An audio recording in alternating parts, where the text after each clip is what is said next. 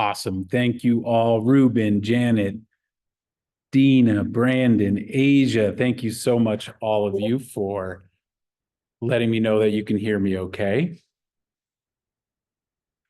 All right.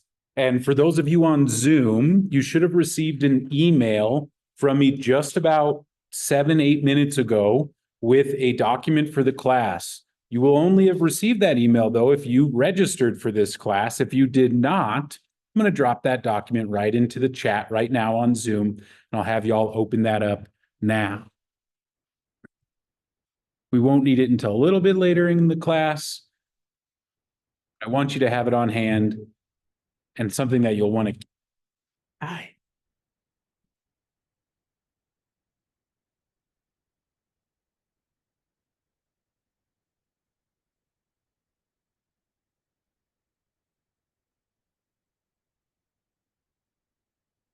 All right.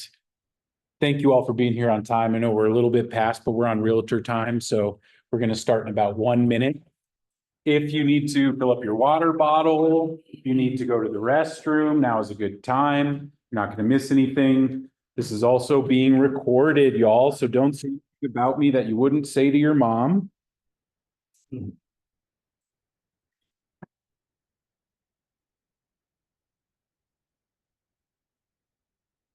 We're still having lots of Zoomers come in. No, just up the stairs. Where's our pile of papers? We can just keep handing them back down this way. I think they need some down this way.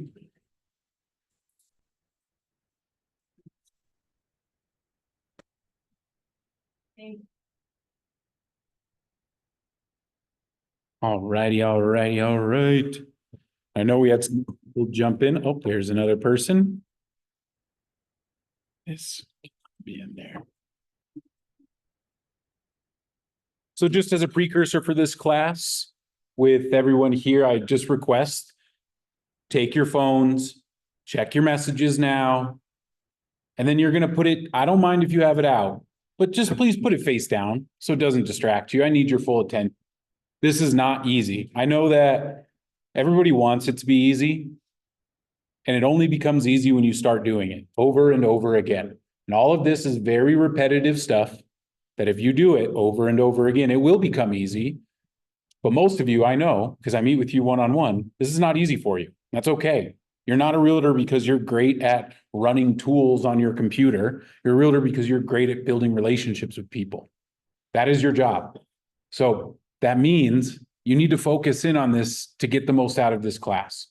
So take your phone out, put it face down, because I know if the emergency happens, it will ring. It won't just be a buzz on a text message. Nobody's texting you about an emergency. You can respond to that emergency after the class if it's a text message, because if they send a text, it can wait. But if you need to take a phone call, you don't need to even say anything. Just grab your phone, walk out of the class. On Zoom, you don't have to worry about it, but I do still ask you to put your phone down in front of you, put it face down, because you know, just as well as I do, that we leave our phone up and we see the text message in, we're going to grab it and look, and then you're going to miss that 1 minute that you wish you didn't miss. You're going to miss that one piece that you needed for today, and you looked at your phone during that time and you lost your focus. So bring the focus here. This stuff is important for your business. Every large real estate business that is successful runs these programs in one way or another. Every one of them. There is not an agent that I know that does insane business. They're like, oh, I don't use a database. And well, that's not true. There are agents that I know that do that, and their life is hell. They work constantly. They're constantly on. They never turn off. Their vacations are not vacations. They are just working in a different place. This is what brings freedom to your world. This is what's going to up your world and your real estate game. And you'll see that the title of this class, we shouldn't be on the agenda page yet, computer. Title of this class, Master Your 72 Touch. And I want to open with that, but before, you'll see it's the art of staying top of mind. That is our intention with all of these touches is to stay top of mind. So when people think about real estate, they think about you. That's the goal. And to get there, you need to provide value, because the number in the title is the least important part of this class. 72 crappy touches that no one cares about are worthless. 15 great touches that are blowing people's socks off are way more valuable to your clients than 72 touches that they could care less about. The more value you can bring, the more they're going to think about you, the more referrals you're going to get. That's the intention here. The intention is not to go, well, I can't handle doing all 72 things Stephen is teaching about, so I'm not going to do any of them. You're getting the wrong message. The message is pick what you can do. It will grow in time. But if this is new for you, if you're like, well, I have people in command, but I don't do anything with it, start small. It will grow. And for some of you, it'll grow every month. Some of you, it might take every quarter. Some of you, it might be years that it will take, where you're going to implement one thing, two things, three things in 25. Then you're going to go through and you're going to implement three more things in 26. Then by 2028, you might get up to this level. Salute. So I want you to know that's where we're starting today. Is it's not about the number of touches. It is about the value in the touches. And we're going to be going through all kinds of information today. You're going to learn a lot. You're going to hear some stuff that I preach all the time as well. I see some repeat offenders in class on Zoom and in person. Thank you for those of you who showed up in person. Thank you for those of you who showed up on Zoom. Making time for your business is important, and this is not easy stuff. I'm very aware of that. And I know that this is not your favorite thing to do either. But you're here because you know it's important. Either number one, you've lost business because you weren't doing it. And I hear over and over again that story of somebody saying, hey, I didn't use you because I didn't think you were in the business anymore. It hurts. I talked to an agent last week that said he called 10 past clients. 3 of them gave him that same excuse. They had already bought or sold and told him, I'm sorry, I didn't know you were still in the business. That's what top of mind begins with, is them just knowing who you are and what you do. The second level is that when they think about real estate for anyone, when they hear their coworker, the person at church, the person in their PTA meeting mention, I'm thinking about selling my house. I want to buy a house. I'm tired of renting. They go, there's no better person to call than Danny T. That is the point of, that is the art of being top of mind, is that your name gets said from other people's mouths all the time. And your business will grow when that happens, if you are making sure you train those people how to get that information to you. Because if you just say, give them my card, they're not calling y'all. How many business cards did y'all throw away this year? You can't even count. But I'll tell you, it's about all of them, because it's not how people think. It's not how they do business. But when you tell them, hey, when somebody mentions it, introduce me in a group text, send me an email with their information, call me with their information. That's what's going to get you those leads, those referrals back into your business. Ah, Mr. Robert G isn't afraid. Can I sit up front? Please, please. When I was a 10th, 11th grader in high school, one of my teachers, a dear friend of mine now, told me that your grade will go up by at least 1 letter if you sit closer to the front of the room.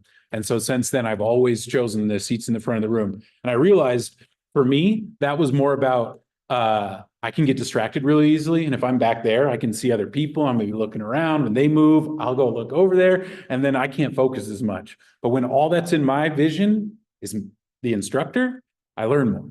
That's why your grade goes up. It's not because of your seat changing, it's because your focus changes.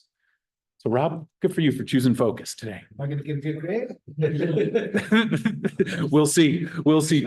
There is a test at the end. There is a test at the end. So my folks in the room, please make sure that you got one of the documents that I've passed around. I think Rob needs one. I don't know if did anybody else in here not get it? And then Zoom, I'm going to just send it right in the chat one more time for our people that came in after I sent it the first time. So give me just a moment. Let me get that in the chat.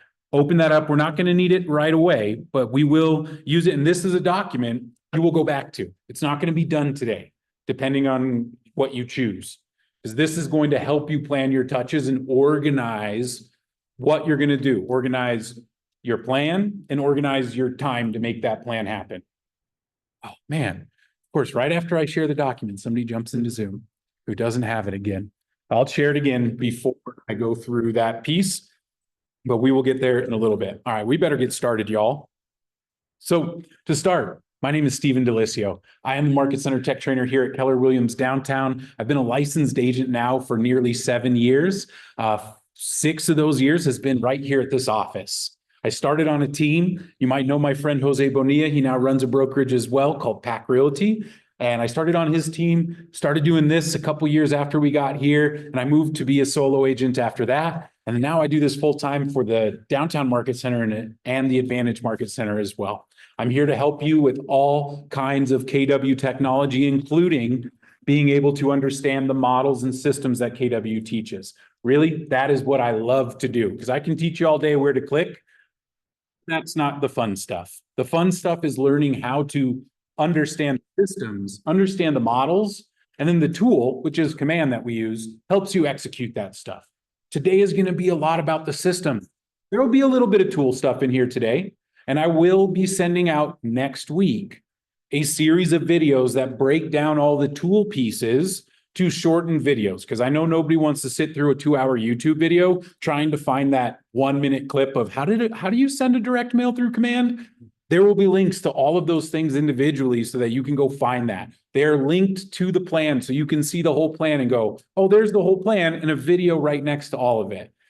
Because of some of the stuff going on with our system, the new updates for our security, great updates. I know that they're not easy to comply with, but they're very important for your accounts, protecting yourself and protecting your people's data. So I know it's not fun resetting your password. I know we don't like having our TC have to get that code that is sent to our email. And if you're struggling with it, please reach out to me. I have other solutions. There are other things that we can do to make that a little easier in your world. But out of the gate, remember that this is for your protection. This is for your client's protection. So I need you to understand that so that you can comply with that and be okay when you have to send that code to your TC when they need to log in for you, okay? But again, please reach out to me if you're struggling, password's not working, you need a better solution. I have them. They're not perfect, but I have them, okay? All right, we have an iPhone coming in, cool. So, master your 72 touch. For those of you who didn't hear it, the important part of this class is not the number. It is the value in the touches that you give. And today you're going to learn what are some of the pieces that our market center is going to help you do, and what are some of the pieces that you might choose. You'll notice on the form that I've handed to you, you don't have to use the market center stuff. You don't have to create your own stuff. It could be a combination of them. We're going to go through all the information today to get you to know what you're going to do. You're going to build that plan by the end of the class. At least have a plan of knowing what you're going to do. Some of the details are going to be left up to you after the class. And of course, I'm here to help. I have a 30-minute and a 60-minute link that I have availability Monday through Friday every week that you can sit down with me and talk about this stuff in detail. All you have to do is schedule it yourself. I will be reaching out to you, just checking in, seeing how things are going, but it is a bulk email. I'm not going to just call Rob and go, Rob, how's your 72 touch going? But if Rob reaches out to me and wants to sit down for 30 minutes to talk about it, I absolutely will be there and I'm going to bring the heat. I promise you that. And if you've ever met with me, you know that's true. I'm going to push you. I'm going to push your buttons. I'm going to challenge you to make you better. I know what it takes. I've worked for multiple teams. I work for teams now. I work with specific agents outside of what I do as just the trainer here. And it works, y'all. It works. It works really, really well. Casey's here in person. She's seen it and she's seen it go down. She's used my event system. Did that buyer close? I think you told me they closed. 2 weeks ago. Price point of the buyer. $930,000 buyer that she got from an event that she ran the event system that you will see today and Star for your notes. January, we're teaching the whole event system in January. That's going to be the Getting Techie with It class for January. Is we're teaching the whole event system that she came to, I think last like May or April, something. It was springtime, ran an event. Someone came that she hadn't talked to in, Talked to him 2 years. hadn't talked to him in 2 years. They connected. And they just- and family members, so yeah, it works.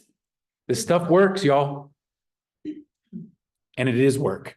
That's the other part, is that it doesn't, it's not just like, oh, cool, I can just hit a button and now I'm in command every day, so it's going to work. No, there's work to this. You're going to have to grow yourself to do this stuff.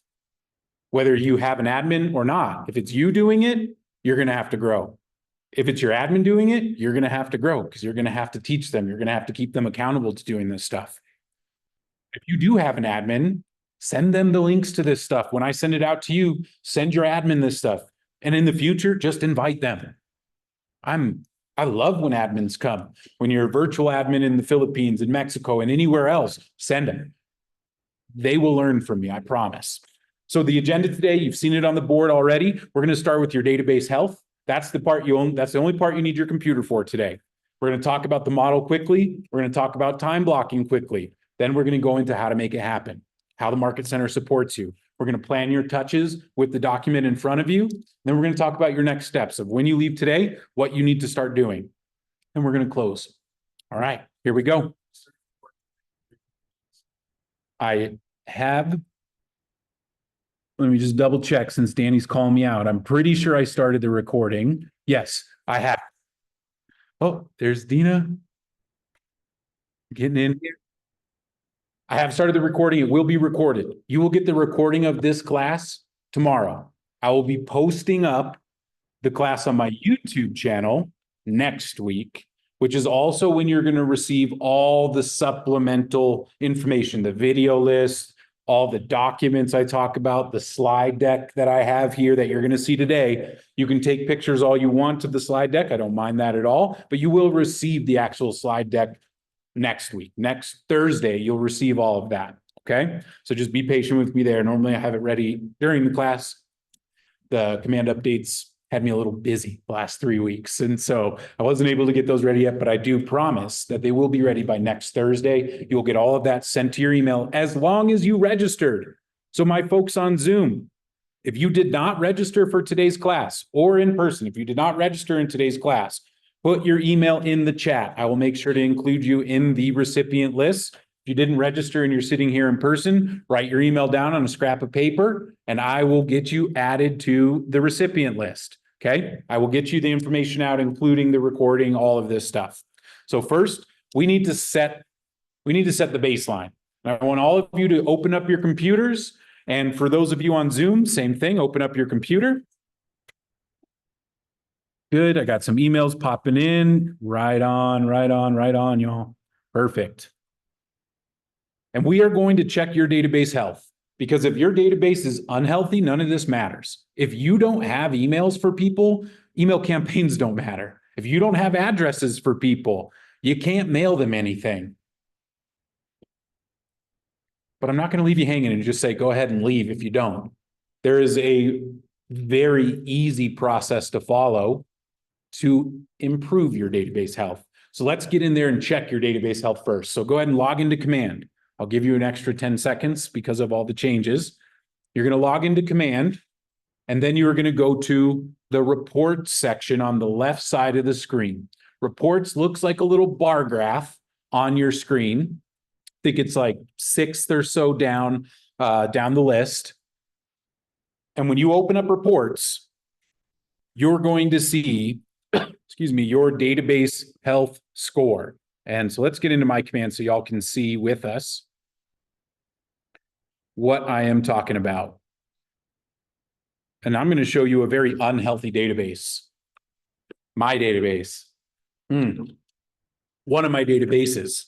This is not my client database, so don't freak out. This is not what I would recommend. But you should be looking at a screen like you see behind me or in front of you on Zoom. And I just came down right over here Reports is the little bar graph, and it will open up right here. And the first thing you need to recognize is that you have a total contact record, contacts, and leads. And we're going to define the difference between contacts and leads in a moment. But the first thing I need you to look at is what are your circles in your percentages. If your database looks like the one on the screen, that is an unhealthy database. It's great to have phone numbers because that means we can call them. Most of us, that's what our database does have. That I'm confident that most people have names and phone numbers of people. But if you only have phone numbers, how can you communicate to a phone number? You can text them, you can call them, you can send them a video text. That's it. It's a lot of work. It's all one by one. You can do some bulk texting, maybe. Can't do any video bulk texting, but it's very limiting. You're going to see that this plan, you're not going to be able to execute 80% of this plan if you don't have more information. So this should be the reality check right now of understanding where you need to go on your next steps. Because if your database looks like mine, maybe not 100% emails, because if you have 100% emails, that's pretty good. But if you have phone numbers and everything else is 50% or less, you have work to do. And it's good work, y'all, because the best way to get the information filled out there is to communicate to those people, to call them and ask them for the information. And I have a great document for all of you to be able to go through and do that. So, does everybody see their database score? Does everybody kind of get an understanding of where their database is at in terms of the health? Health meaning you want all of these things. Email, address. Address should match neighborhood. Should be pretty close. Home address, excuse me, not home address. Home anniversary, birthdays. Real quick, somebody help me out. How could we find someone's home anniversary when we didn't sell their home to? Go to what? Realist. Does everyone in here have access to Realist?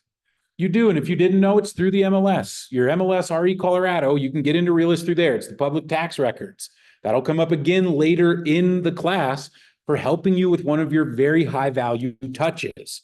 You need to understand Realist. This is not a class about Realist. If you want a class about Realist and learning a little bit more about how to do this, that is a different class that we will teach in 2025. Okay?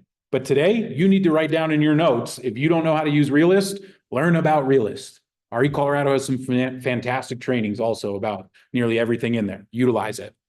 So good. We all have a better understanding of our database now and where its health is, because the quality of your database is based on the information you have about it, not the number of people in it. There are 5 must-have pieces of information in your database. I've mentioned them quickly, but let me speak them out directly. Number 1 is their name.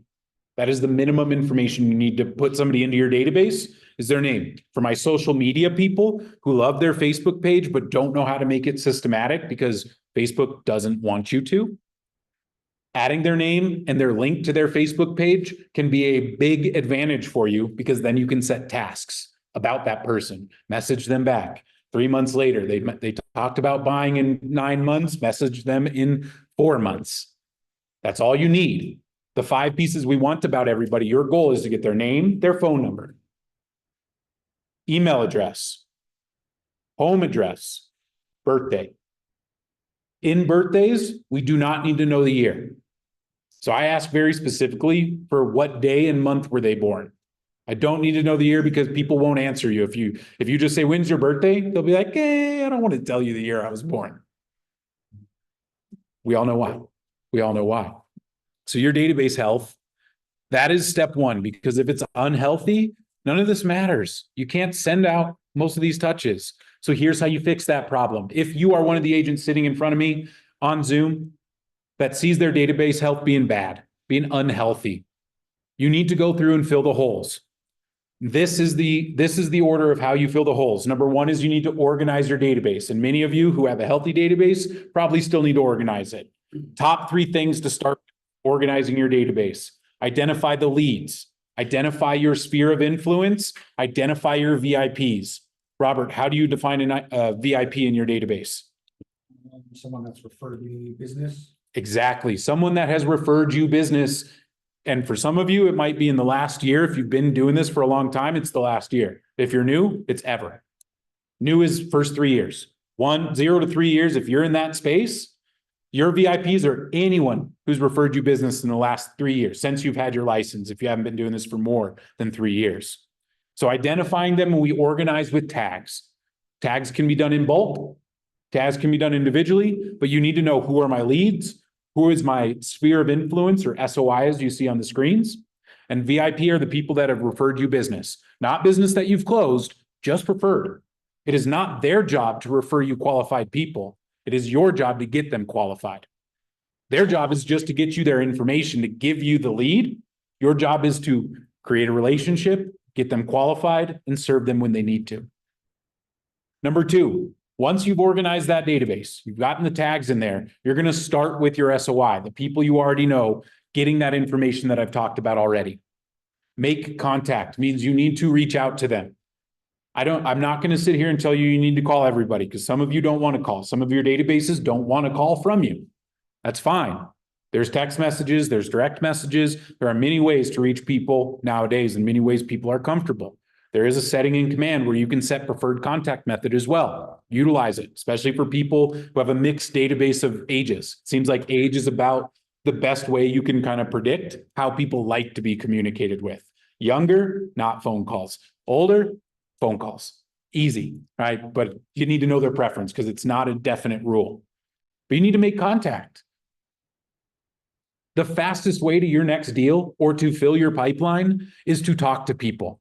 That's why we talk about phone calls so much. Text messages are not instant. Rob takes 2 weeks to get back to my text messages. It might take me a week to get back to his. That is slow. But if I call Rob, he answers my questions on the spot, because it's weird if I ask him a question and he goes, it's weird. We just normally will answer questions when we're asked it verbally. In a text message, we'll go, oh, I'll think about it. Then we forget. And then the guilt comes in and we're like, oh yeah, I got to respond to Steven. If you need to make business happen now, phone calls is the fastest way. Voice-to-voice conversations, however you make that happen. So make the contact, and then you need to get the information. The best way to get information from people is to first provide a little bit of value and then ask them for the information. Here's an example. Melody, is it okay if I send you a birthday card this year? Awesome. Where's the best place to send that card? 123 Main Street. And Melody, I'm so sorry. I don't have your birthday down either. What day and month were you born?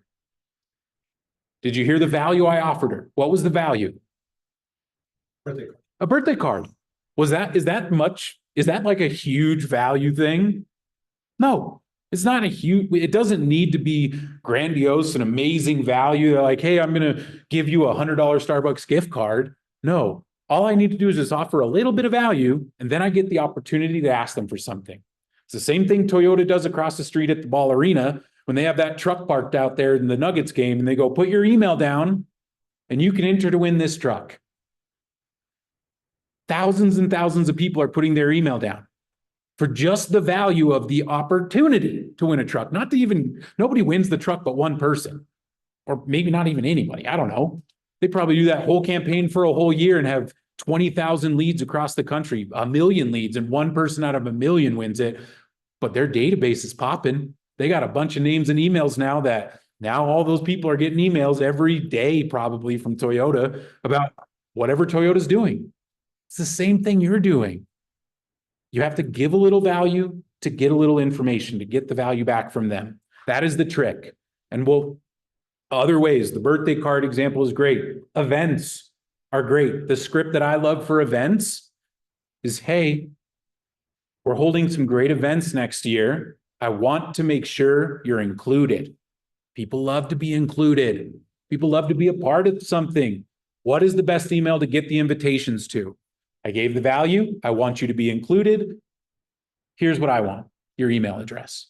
You could do it with the monthly neighborhood nurture. Hey, I send out a great email about your neighborhood, showing you what's listed. And I start with what's listed, the homes that are for sale in your neighborhood, because that's what people want. They want to be nosy. They want to get in there and go, what's my neighbor's house listed? If I saw the sign, what'd they list for? How's it compare to my house? That's what they want to know. So I start, hey, I sent a little email about your neighborhood, what's for sale in it, and the real estate statistics every month. What neighborhoods do you want to know about? What email do I get it to? All information that will help you become more valuable in your touches. I can sit here all day and talk about value and asking for it. You will only do it, number one, if you practice it, because otherwise you're going to say, oh, what Steven says sounds stupid when I say it, or I would never say that. Well, then don't. Figure out what you're going to say, practice it, practice it, practice it, practice it. I love that Rob's here because Rob is the one that I used to practice with when I was on the team. Every day, what, 8 o'clock, 7:30, 8 o'clock every morning, we would practice our scripts every day, 5 days a week. And he's a tough script partner because you make me laugh most of the time. But practice those scripts and they will become natural. You'll find your way of how you say what I said, how you say what the scripts say or the dialogues or whatever you're reading. You will find your way through practice. And the last thing I want to throw in there, when you're calling your people to get the information, the question on the screen is one of the most powerful questions you can use to fill your pipeline for next year. What's your real estate plan for 2025? What answers will you get when you ask that question? Put it in the chat, Zoom. What answers will you get when you ask someone on the phone, what's your real estate plan for 2025? Put your answers in the chat, in the class. Think about what answers you've maybe heard. Think about what answers you might hear, because there's really only a few answers you will hear. And if you're prepared for all of them, the question never surprises you and you have an angle to get to what you want every time. Zoom, I need your participation. I see 25 people on there. I need your participation. Ah, good. Isaac said nothing planned as of yet. Great. They just opened the door for you to talk about real estate. When they don't have a plan, you get to talk about real estate then. Well, have you seen this? Are you thinking about moving? Are you happy with the home you're in now? Questions are the path to getting the information you want, because then you take notes about all of this stuff. All those notes go into your database. So then when you call them again in the plan you're going to do later, when you call them again, you get to go, hey, you mentioned that your home, the backyard is just not big enough. I was just showing a property to another client that had a huge backyard and I thought about you. Have you thought more about your real estate plan for this year? These are the skills you have to develop if you want a big business. All of you are talented agents. You've all closed deals, so you're all talented to do this. But if you want to close more, you're going to have to up your skills in many ways. And the questions you ask is the number one skill that you can improve to get you more business, to fill your pipeline is, how do I ask better questions? It will get you there, but then you have to actually get out there and ask them. Number two, I heard this last week multiple times. That was from Ashley, waiting to see what the market does. What is your real estate plan for 2025? Waiting to see what the market does. What's the next thing you ask then? Oh, I'd even ask them before that. I'd ask them, what are you waiting for the market to do? Because that's a brush off. That's what we call a brush off. I'm waiting for what the market will do. The market's always changing. It changes every month. What do they want to see in the change?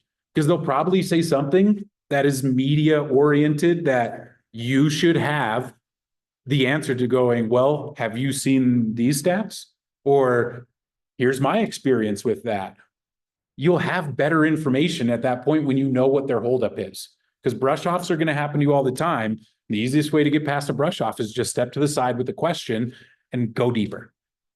What else? Because I'll give you the three main categories. What is your plan for 2025? Your real estate plan for 2025? Number one, they're going to say something like, basically like, I don't have one.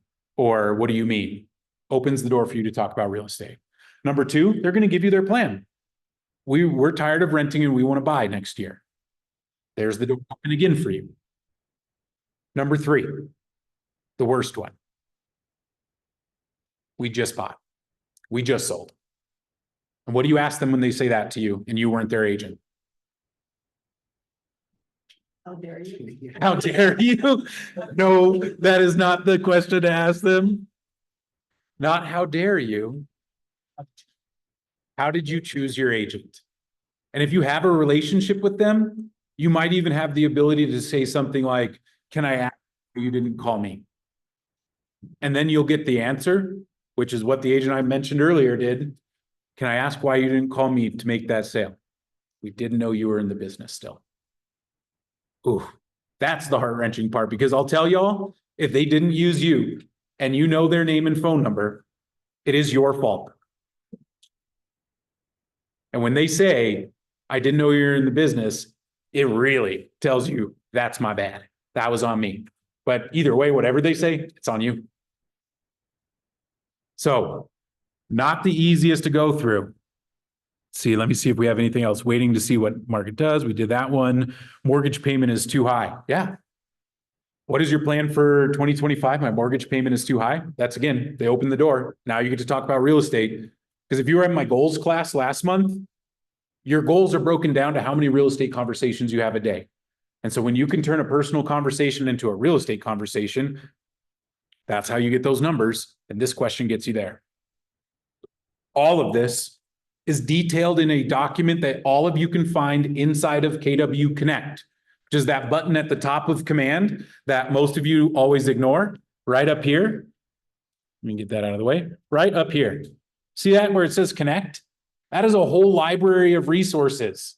You go in there and you hit in the search bar, Contacts Playbook. That is the name of what I've described to you in even more detail. Goes through everything to help you build a database.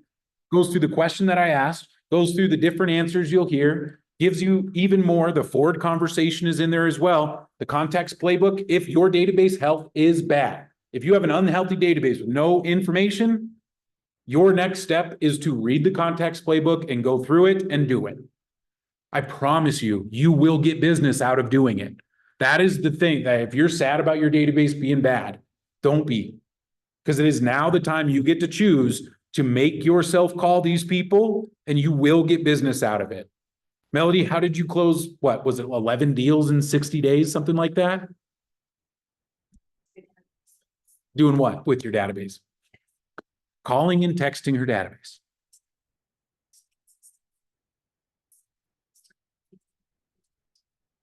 Took 3 years of consistency, which means that she's closing deals regularly from it. If you're a new agent, that is, start now. So in 3 years, you feel the consistency, because it's not instant. You are going to get instant stuff. I promise. I promise. As long as you have more than like 200 people to call. If you only have 6 people to call, some of these numbers aren't going to be your world, because you'll read in here. This is a numbers game. It is not about the quality of your clients, their ability to qualify, their money, their credit. It's not about that. It is about the number of people.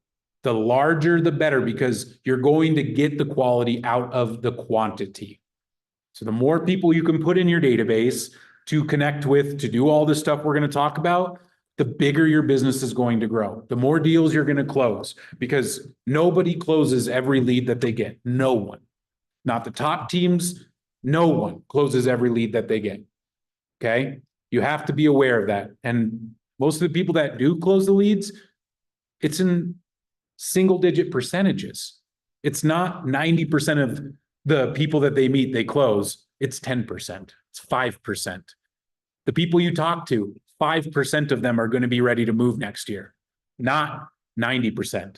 So that means you're going to talk to 100 people. 95 of them are going to say, hey, we're really happy with our home now. We're good. But then there's going to be those 5 people that are like, we need to move. We're changing jobs. We're getting married. There was a death in the family. We're having a baby. Whatever. People move now for life reasons. You're only going to know those life reasons if you talk to them. Okay. And this is all setting me up so I can tell you how important it is to make certain touches and decide which touches you're going to make next year. So let's get into the model. This right here, the lead generation model. And it all starts with a couple of definitions, because you've heard me say some of this stuff, and I want to bring some clarity into your world. Number one is database. Your database is just the container that holds contact information of your leads and your contacts. That's it. So when people say, I need to build a database, great, that's step 0. Building your database is step 0. That's the Contacts Playbook, building your database. But if you never do anything after that, it is not going to help your business. Number 2, you need to understand what a lead is. A lead is not someone Who has risen their hand for business? People are being loud for Zoom. I hope Zoom doesn't hear all that. A lead is not someone who is raising their hand to say, I want to buy or sell. A lead is someone that you have information for that you have not built a relationship with. Let me say it again. A lead is someone you have their information. You have a name and a phone number. You have a name and a Facebook link. You have a name and an email address. You have information for, but you've not built a relationship with them. Most common leads that most of you come across, open house leads. They sign in, then you don't know what to do with that information. That's a lead. You might have even talked to them. You'll see on here, someone you have earned the right to have a one-way conversation with. You can send them emails. You can send them messages. You can call them. But until they answer and decide to have a two-way conversation, they are a lead. And I really even believe like you might have a two-way conversation with them at the open house, but do you have a relationship with them at that point? Maybe 1 out of 100 people click like that they're just like, oh my God, they love you. They're just like, oh man, they answer your text messages right away. Like, cool, that's 1 in 100. What are you doing with the other 99? Because the other 99, they have value. You can't just rely on the people that you connect with immediately. You just have to consider them a lead. That's it. Just consider them a lead, which you have their information and you have to build a relationship with them. Because once you do, that's when they become a contact. Think of contact as a noun. Contact is a noun is a person, place, or a thing. They are now a contact in your database. We're not talking about the verb contact that I'm going to contact you. That's a verb, action word. Contact isn't this is a person now that I have a two-way conversation with. Really, now that I have a relationship. They know who I am. They know what I do. They're willing to answer my phone calls. That's a contact now. Your database is your number of contacts. That is your SOI. When I say define your SOI, those are the people that know who you are, know what you do. That's it. It's all you have to expect from a contact. And of course, they have to be willing to talk to you. Because I'm sure people know who you are and know what you do that are like, no way am I calling Casey back. No, Casey's great. It's only a joke. So take a look over at the right side of your screen real quick, and let's go over the model here. This is an updated model. There is a similar one in the MREA book, but this one is prettier and makes more sense. So number one, you'll see at the top, number one, lead capture. You got to get their information, however that is. Are you on their doorstep talking to them while you're door knocking? Cool, you just got a name and an address. That's enough. I can make communications happen with the name and an address. If I talk to somebody at their door, they say, hey, I'm Steven, what's your name? Boom, right there. You just got yourself a lead. You've captured the lead. They go into your database. They start as a lead where you are going to form the relationship. Eventually, you're going to make contact and start building the relationship with them, and then they become a contact. Now the conversations are two ways, not just me sending them stuff. Your goal is to capture leads, add them to your database, convert the leads to contacts, because then contacts you'll see in the relationship management. This whole section is all relationship management right here. Through your touches that we'll talk about, that is how you're going to convert them into clients. And that's the last part down here at the bottom, client and referral loop. Because once they become a client, you sit down for a meeting, that's your first opportunity to create them as a client. You're going to meet with them, work with them, and then now you have the opportunity for referrals. And then when we get a referral, comes right back up to the top of the database. That is now a lead that you've captured. You're going to build a relationship with them. You're going to maintain the relationship with them. You're going to serve them when they need you, when they raise their hand to buy or sell. So you need to redefine lead. If you thought a lead was somebody who's about to do business, about to buy or sell, no. That is somebody who's just about to buy or sell. That's a potential client is how I would define them, but I would not call them a lead. A lead is someone who is interested at the very least. But we've only earned a one-way conversation. We have to work to earn the two-way conversation and get them to be contact for us. Are there any questions about the model here that we've seen or any of the definitions I've presented? Does that clear up anything for anybody? I usually get some people being like, oh, that makes so much more sense now that you explain it like that. All right. Zoom, any questions? Put them in the chat. I am monitoring the chat through today. Put them in there. Not doing great on time. We need to move it, y'all. All right. We are going to skip this section, but we're going to go through it real quick. This is from the MREA book. You have the general public. You have the target group of people in the public, and you haven't met a lot of these people or any of them. Then you have the people you've met, and then you have the group that are your allied resources. This is what the MREA calls it. I call it VIP. These are your VIP people, people who refer you business. Most of you need to just focus on this today. You need to focus on your allied resources and your SOI. Your MET group is your SOI. Just MET is what they called it in here, and they called leads, not METs. It's the only difference. This is just an old picture, but I like that you see your METs, your SOI are the ones that you need to focus on. If you have 800 people in your phone, go through and your people who know who you are, know what you do, and you want to work with them. That's who you're going to put into command. That's who you're going to do the contacts playbook with. That's who you're going to set up your 72, your 42, your 38, your 31. It does not matter the number. Your touch program is who this should be implemented first with. Some of you have that going already, and now you need to figure out what you're doing for the leads in your database. How are you going to turn them from leads into contacts? And I'll tell you, it's the same stuff. It's just turned down.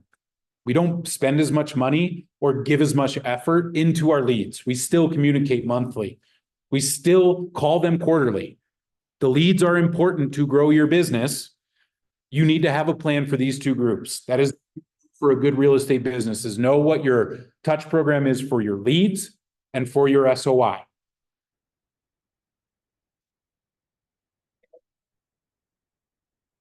Go. All right. This is the model as it is presented today. If you've taken Ignite in the last 2 years, this is what you'll see in the original MREA. Used to be called the 33 touch program and the 12 direct. 12 direct is what we used for leads.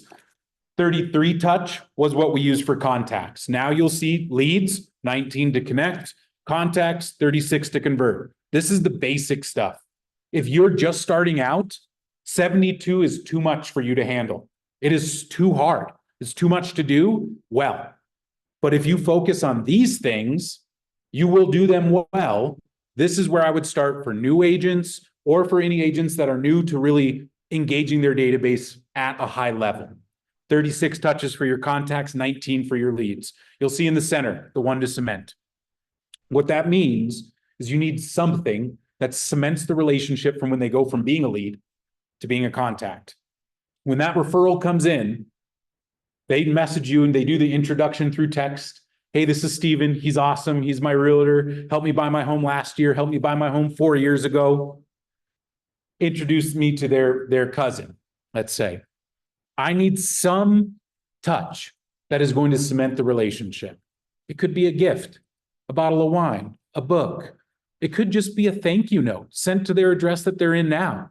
But you need something against the relationship that shows them that you are the professional that you know that you are, but you have to show them this. That is the one to cement. Not as important as the ones on the sides.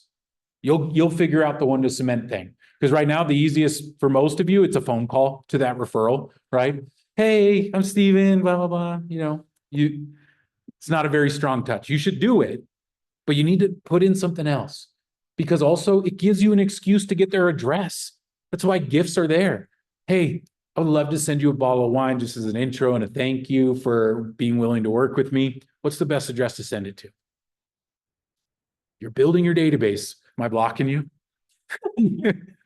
One high value touch to cement the relationship. And so now let's talk about some considerations with these models. Whether you choose all of these, some of these, I want you to consider number one, your budget. Some of these touches cost money. Mainly direct mail is going to cost money. Events cost money. The other touches cost time. That's it. You need to know your budget for both.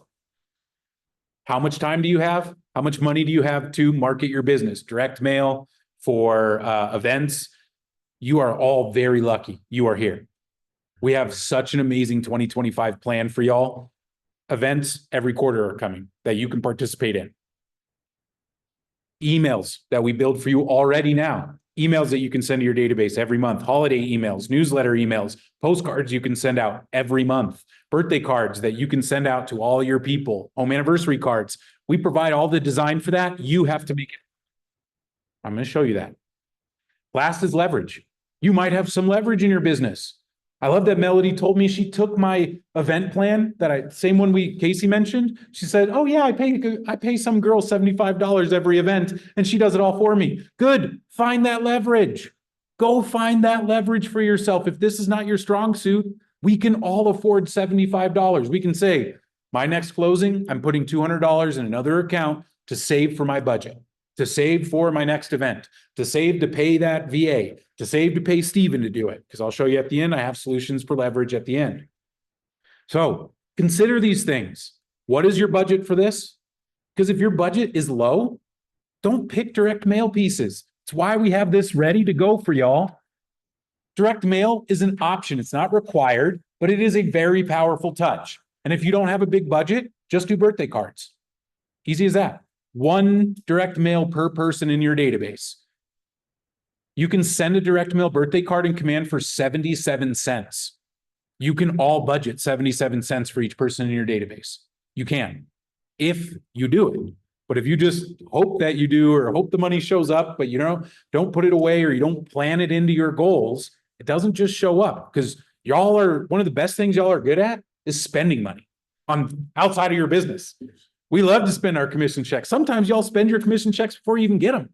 It's incredible. Plan it. Consider your budget, consider your time, and consider your leverage. This is the 72 touch.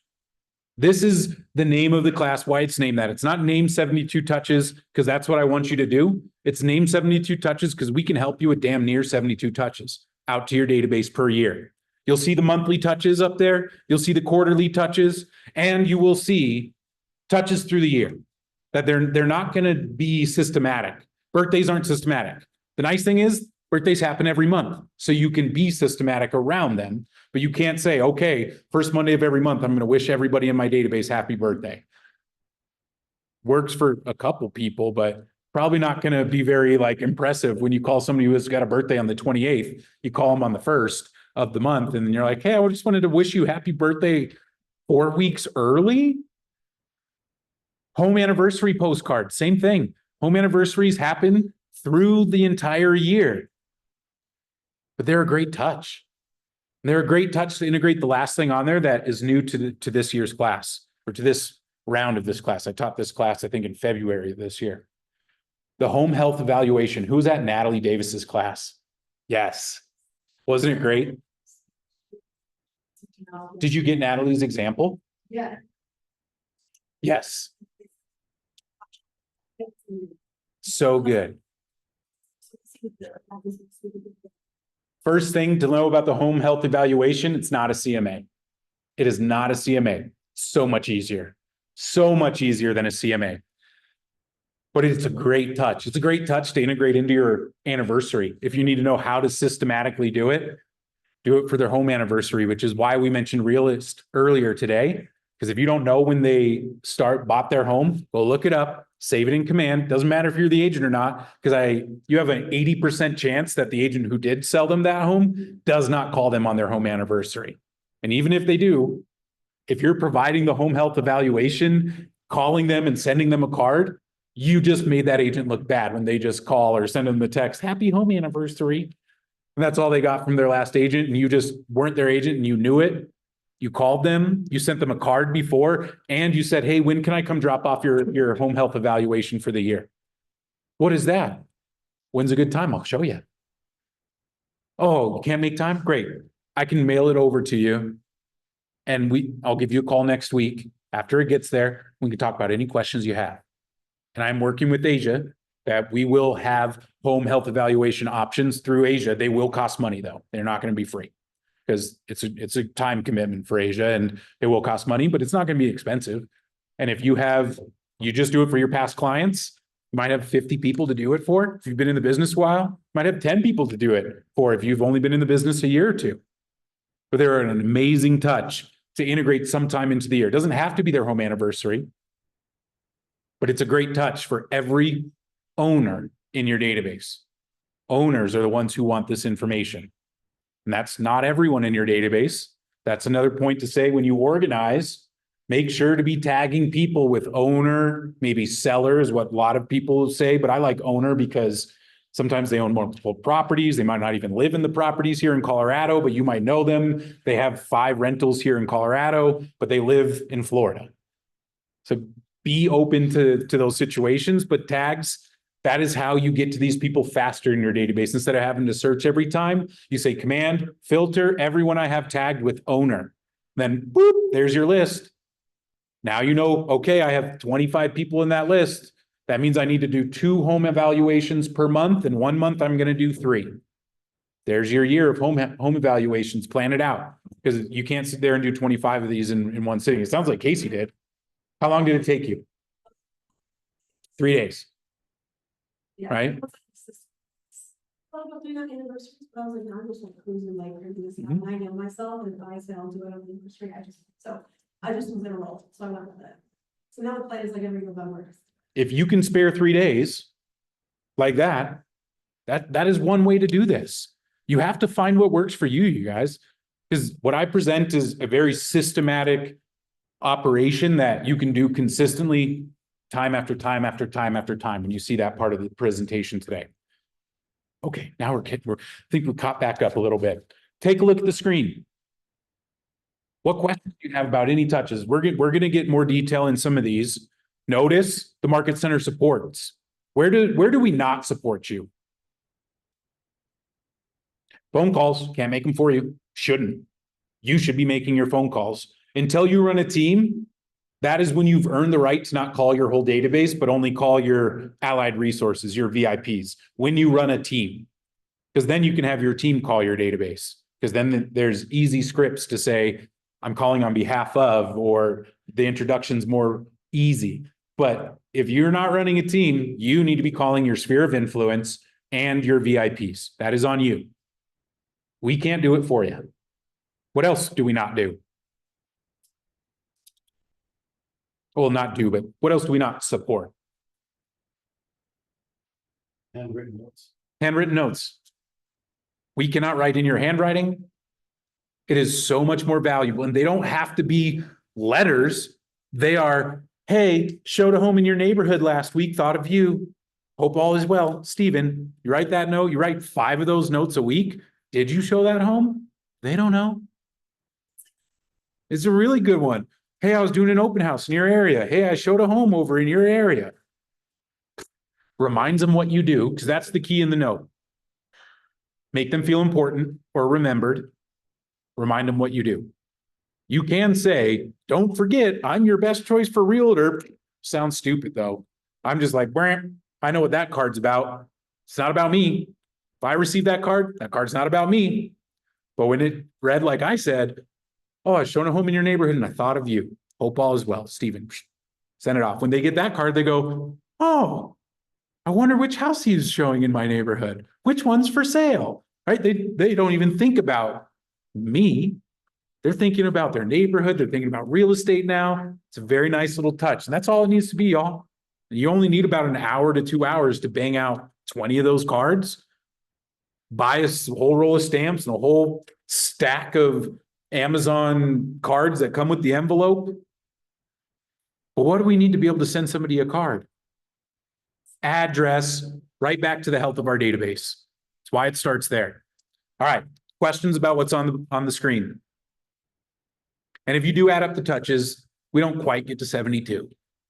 48 plus 20 plus 5, I think, is 73. And you'll see the event. You see how it says 12 to 16?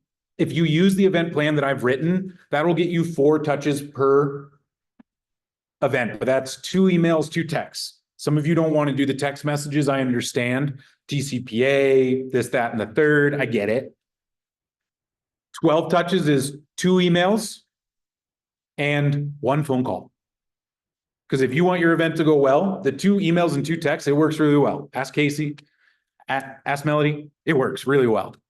But if you don't want to do the text messages, I didn't even count those because there is in the plan as well, follow-up emails. Everyone who did show up, you send them an email. Thank you for coming. It was so great to see you. Here's a picture of us at the event. Awesome. For those who didn't come, so sorry we missed you. Be on the lookout for our next event. Don't miss out. Create the FOMO. I didn't even count those in there because a lot of agents don't do that because they're burnt out from the event itself.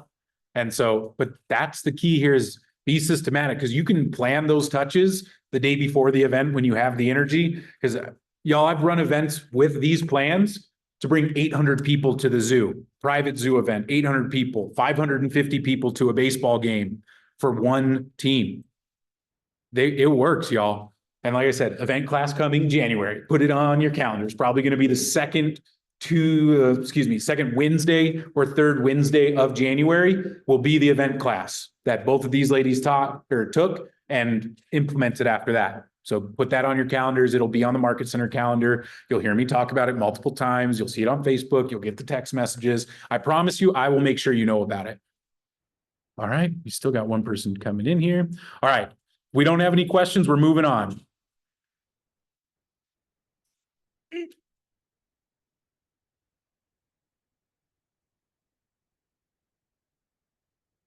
All right, no questions in the chat, no questions in person.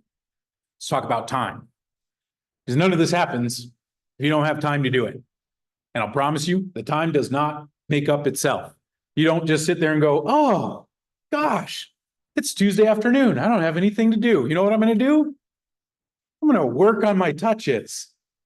You don't do it. I know you don't do it because you all go, oh, Tuesday afternoon, there's nothing to do. I think I'm going home. I think I'm going to the gym. I think I'm going to the bar. I think I'm going to play sports. I don't know what y'all do, but I'll tell you, it's not do this stuff. But if you look at your calendar and you go, oh, it's Tuesday afternoon, and you have a time block that says send out monthly newsletter, 1 hour time block. You have a time block in the afternoon that says DTD2 phone calls. You'll sit there and go, oh, I do have something to do. I'll get on it. Your calendar is a tool, just like Command is a tool. The more you use it, the better you get at using that tool. If you're not using a tool to manage your time, today's the day you're going to start. It will bring power. It will bring freedom into your world. If you feel like you're chaotic and all over the place, if you feel like you work all the time and you don't know when to turn off, this is the tool that will change your business probably more than anything else next to a CRM. And maybe conversation practice. That's not really a tool. That's a habit, though. Your schedule, I recommend, it is 2025 coming up. Use a digital schedule. I know some people are like, but I like my color-coded calendar that I write in and I have my notebook. If that's you, I'm not telling you got to make the change, but I'll tell you the change is worth it. The power of just being able to say every Monday morning from 9 to 11, I'm going to make my DTD2 calls. And then there's a function in every digital calendar, Google, Apple, not Google, Android, every digital calendar has the ability to say, create repeating every Monday, every week, whatever it is. And then it just goes across to the whole calendar for the year. You can tell it when to stop. You can say, just make it forever, which if you're committed to this career, make it forever. You can change it. When that day shows up where you're like, oh, this Monday is Veterans Day and I'm taking the day off to spend time with my veteran family member. You can delete that one event and then the rest of them stay there. It's amazing. It works great.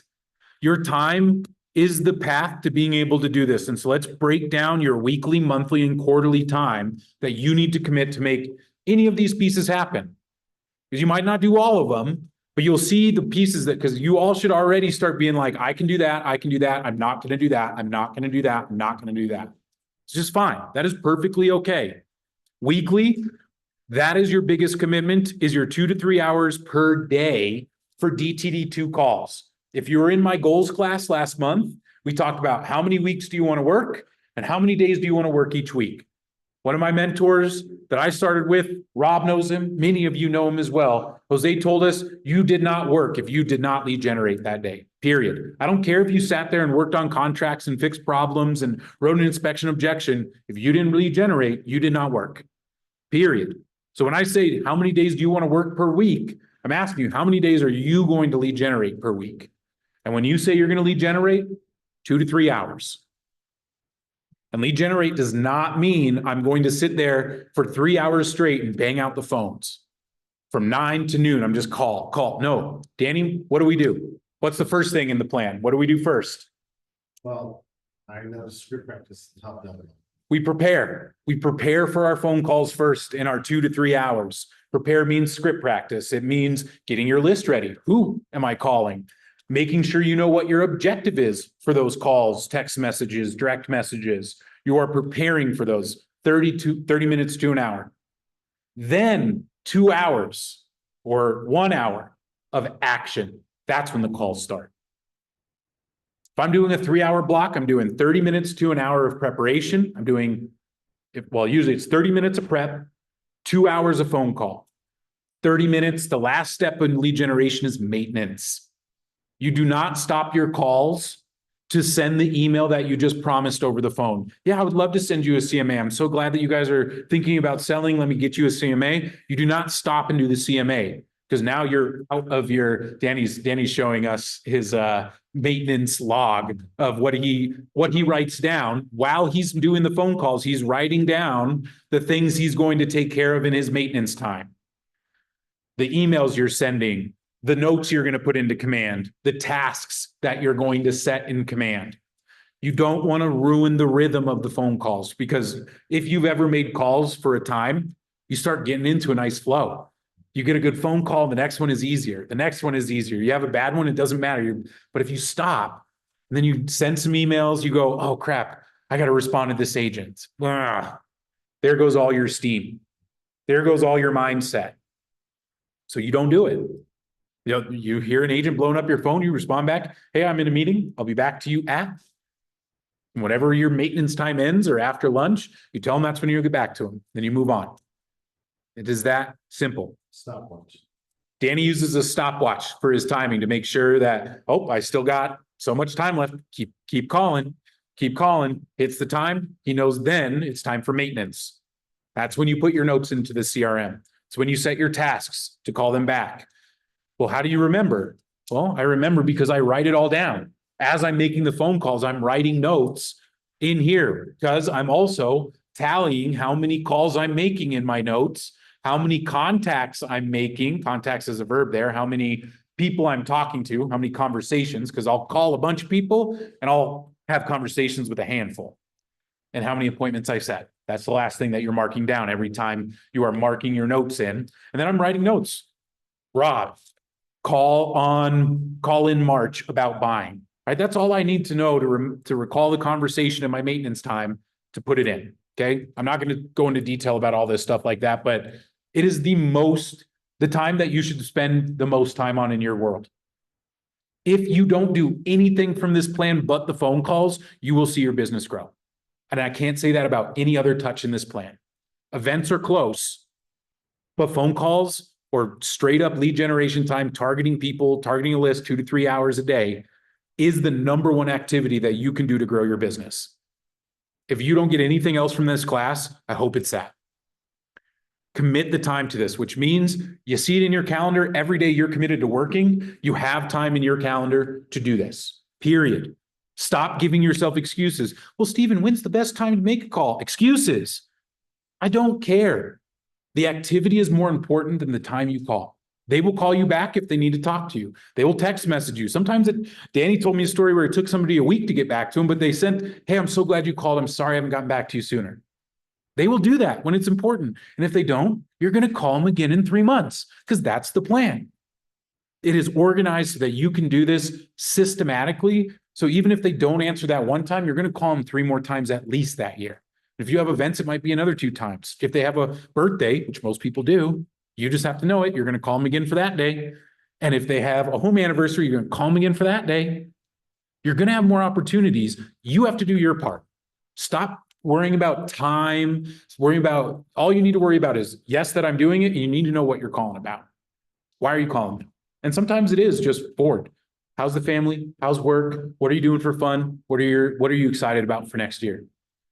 Family, occupation, recreation, and dreams. If that's all you're calling about, good, because those are all great notes, because the next call that you make to them, you get to talk about all that stuff.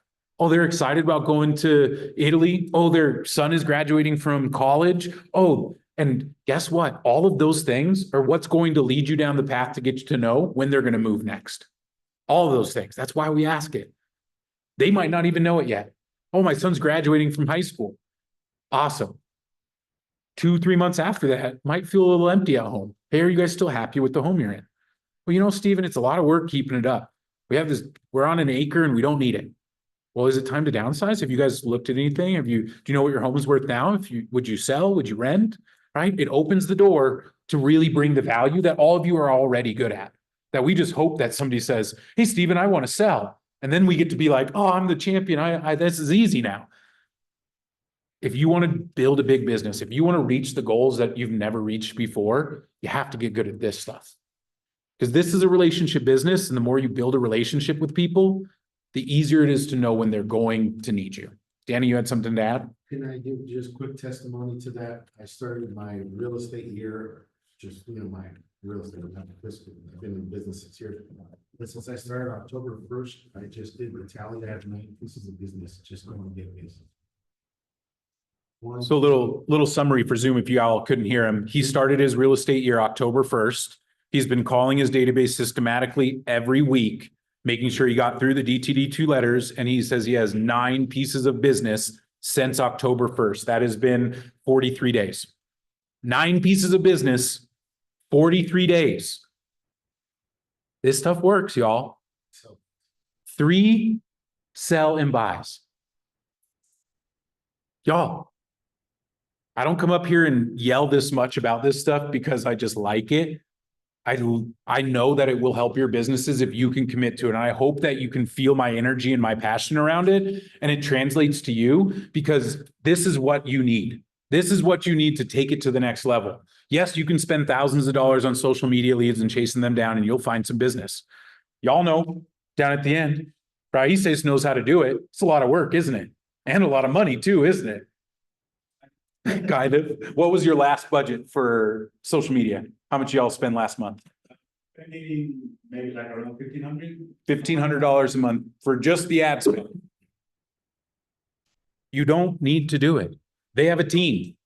They have a team of people, and that's where you find a lot of success in that strategy, because they have a team to work with. They have a very awesome process. They're good at it too. And how long did it take though to start getting closings when you guys first started? What, 2 years ago you started this? So I'm about to be in real estate 4 years. But there's leads that are ready to go. But usually 2 to 3 months to convert a lead. 2 to 3 months of work, $1,500 a month throughout that.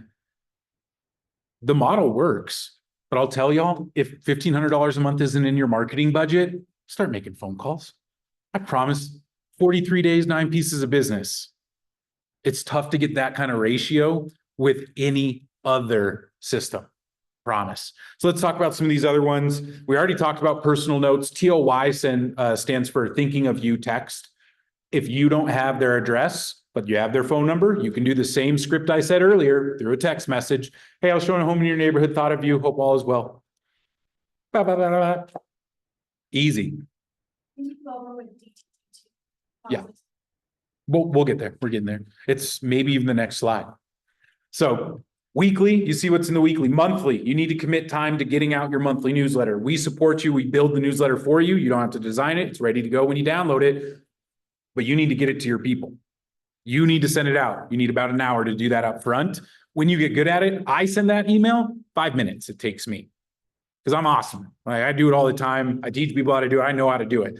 It might take you a little bit more time up front. Schedule an hour, record how much time it took you, adjust from there.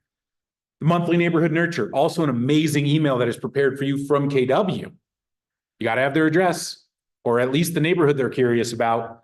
But you do need to maintenance it monthly, meaning when you're calling people and adding their addresses and you're getting their birthdays, I don't go and add them to the neighborhood nurture then, because it only goes out once a month. So I just schedule 30 minutes a month to make sure that I go into my database and select all the people, everyone, and just say add to neighborhood nurture. If they're already on it, Command's not going to put them on again. If they're not on it and they don't have the data, Command's not going to put them on it. If they have the data, they have the address, and they have an email, Command will add that person to it. How long does it take me? 2 minutes. Might take you 30 to figure all that out at first. And if you don't know how to do that, what are you going to do? Schedule a time with me. Schedule a 30-minute one-on-one. We can go over it. Now, if you schedule it with me every month, I'm going to be like, look, we're going to record this and you can watch the recording. You don't need me to walk you through every time. It's not hard, y'all.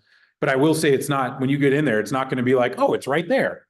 You have to know where you're going. It's like driving in a new city without a GPS. If you're just going in there trying to figure it out, it's going to take you forever to get to where you're trying to go. But if you have a navigator like me, you'll get there right away. And then you'll learn the path.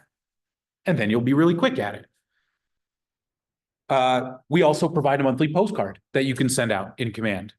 We also provide birthday cards, but I'm not saying that we are providing an individualized birthday card for every one of your clients. No, we provide a general one single birthday card that you can send to all your clients. Same with the home anniversary. You can send it through Command, 77 cents per card. Easy. It takes 15 minutes, maybe for one card when you're new, when you've done it, you'll learn that you can just duplicate the campaign, change the recipient and send it off. And you can schedule when it's going to land. So it's not hard, y'all. It's all in there. The tools are all in there. And we're probably not going to have time to go through all of it today. But like I said, I promise you, you will all have a individualized video of all the monthly stuff you see here. There will be a video about it. DTD2 has 3 different videos: how to tag, how to make it happen, method 1, how to make it happen, method 2, depending on your preference. I suggest method 1 for most people. If you are already really good at knocking out tasks, like I was trained to do when I first started, I was blessed to get that training. But if you're not used to going in there and banging out tasks, method 1, okay? So you'll see that in the videos, method 1, method 2. Good, and then the last quarterly, the only thing you need to worry about quarterly is your events. You might do 4 events, 1 a quarter next year. If you've never run an event, please do not try and run one once a quarter. 2 is the most. If you've never run an event for your database or for your people, 2 is all I would recommend. Just 2. Okay. Any questions about the time blocking? All of this should be represented in your calendar if you want to do it. All of it. Every piece. There's nothing on here that is like, oh, you'll remember to do it. No, you won't. You don't like doing this. You're going to find every excuse to not do it. Or you're going to keep telling yourself, I'll do it next week. I'll do it this time. Then you're going to miss the opportunity and you'll go, I'll do it next month. And then you'll miss that opportunity and you go, never mind. I see it happen all the time. There's people in this room that know, like, yep, Steven's taught me stuff multiple times and I would do it. And then I would lose steam and then I didn't do it. And it's been 9 months since I've sent out a newsletter. It's been 6 months since I've done an event. It happens all the time, but if you have it in your calendar, you at least have that bit of an accountability partner of your digital accountability partner, which is my calendar, that says, hey, this is where your time should be spent doing. You might be doing yoga right now, but you said you were going to do this. And it will help. At some point, you will decide what's more important at that time, and hopefully you learn to schedule your whole world and not just your business, because yoga has a place in your life and it should be on your schedule too. Your family has a place in your life and it should be on your schedule. Your meditation, your exercise, yourself should be in your schedule. Your date nights, your relationships, your money, all of that should live in your schedule because it will help you gain freedom, because when that stuff's done, you know when you're done. You don't have to go, oh, what else do I have to do? What else do I have to do? Did I make all my calls? When you're running this, you'll see that it brings freedom into your world. You know when you're done. It's beautiful. But it is work to develop the habit to learn to use these tools. Let's move on. I highlight these for my new agents, for my new to this world of systematically running your business. These 3 things are what I recommend to start with. Make your calls, the home health evaluations, because that's going to up your skills about neighborhoods. It's going to up your skills about the other tools in this world. And last one, B-Day cards. It's a personalized touch and it's going to get you to get addresses. If you didn't know, that is the product we sell, is addresses. That is what we sell. The physical product we sell are addresses. And if you don't know somebody's address, it's very hard to be valuable because I can't do the home evaluation if I don't know where they live. I can't send them a birthday card. I can't put them on the neighborhood nurture if I don't know where they live. So the birthday cards are a great excuse, home anniversaries if you have them. And then you add events. Events will be your next best thing to get belly to belly with people. Interactions with them, one-on-one with them, or one-on group action interactions. That's where I say to start if you're new, if this is new for you. Question in the chat. Hold on, y'all. Everett just rose his hand digitally and said, me. All right. So I've talked a lot about your skills, right? Doing this stuff will be hard for some of you at the beginning. For some of you, it might feel impossible right now. Melody, when you first took some of my classes, her face was fear, like overwhelmed. She was so resistant to it. She found a way. She decided that she wasn't going to let that fear stop her from running her business. You all need to get over that if you're feeling it. And I know it's not easy, but I'll tell you, your skills will increase. The more you do this stuff, you're going to become a better business owner. You're going to become a better real estate professional through doing this stuff because you're going to understand the tools. You're going to understand your market better. You're going to understand your people better. This will build your skills. Being systematically oriented to your calendar will build your skills for life, for showing up. I think I heard a quote today, 80% of success is showing up. This will help build your skills. Next note. Anybody can guess what this stands for? It is not a word. My son tried to read it this morning because I show him the stuff I do. And he said, what's tot betet? And I said, nothing, son. Anybody have a guess? It's my favorite saying. I say it almost every single class I teach. It's from The One Thing, Gary Keller and The One Thing. Ooh, who can crack the code? Time. Time over task. Time on task over time beats talent every time. You are all talented, but we all know that we have agents in this office and around the market that make this look easy. And you're like, if only I could be as talented as them, I would have a big business. I would drive that car. Working on these things, the more you do it, the better you get at it. And I'll tell you, if you never stop working on it, you're going to be better than all of those people that you see at the top that look like they make it easy. Because most likely, they've been doing it for a long time. And they've spent the time on the tasks that they need to spend the time on to get that talented at it, because they didn't start there. Time on task over time beats talent every time. And last, be to achieve. If you see that person that you admire, that you wish you could have a business like them, you wish you had the freedom they had, the car they drive, the suits they wear, the clothes they wear, the shoes they wear, whatever it is, you need to understand that it starts up here. And understanding that, yes, you have to believe in yourself.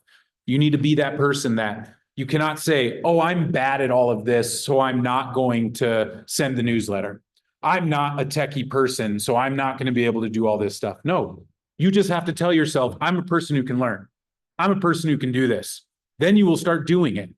Once you start doing it, you're going to achieve those things. That's what be to achieve means. Starts up here. Be it in your head. Believe in yourself. You're going then to start doing the activity. Sometimes you're going to suck at it. Some of you will make some really poor phone calls and you will fall on your face and you'll be like, why did I say that? Why did I say that? That's okay. You will learn from it. And the more you do it, the more time on task over time, you will achieve what you want to achieve. It will not happen tomorrow. But if you believe it will happen someday, it will happen. Next slide.